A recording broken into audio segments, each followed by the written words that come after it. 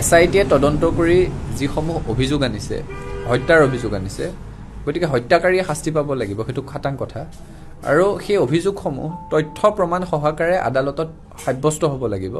আৰু যেতিয়া দোষীয়ে, অপৰাধীয়ে, হত্যাকাৰীয়ে কঠোৰ আইনী শাস্তি পাব, তেতিয়াহে অসমৰ মানুহ আমি আশ্বস্ত হ'ব পাৰিম যে জুবিন গাৰ্গে ন্যায় পালে। জুবিন গাৰ্গৰ ন্যায়ৰ জৰিয়তে অসমৰ লাখ লাখ জুবিন গাৰ্গৰ অনুৰাগীয়ে ন্যায় পালে, তেওঁৰ পত্নী, তেখেতৰ ভগ্নী সম্বন্ধিতা, তেওঁৰ পৰিয়ালটোৱে ন্যায় পালে। আৰু সেই ন্যায় নোপোৱালৈকে জাতিটোৰ বুকুত জ্বলি থকা জুইকুৰা নিৰ্বাপিত নহয়। সেই কথাটো তেখেতৰ পৰিয়ালেও কৈছে, আমিও কৈছোঁ।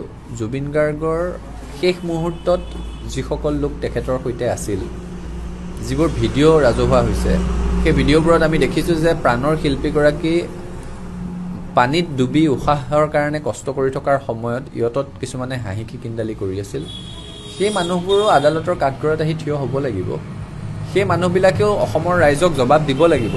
তেওঁলোকৰ ভাষ্য কি অসমৰ ৰাইজে গম পাব লাগিব। নহ'লে অসমৰ মানুহৰ বুকুত জ্বলি থকা ন্যায়ৰ জুইকুৰা কেনেকৈ নিৰ্বাপিত হ'ব? নহয় কোনো কাৰণত।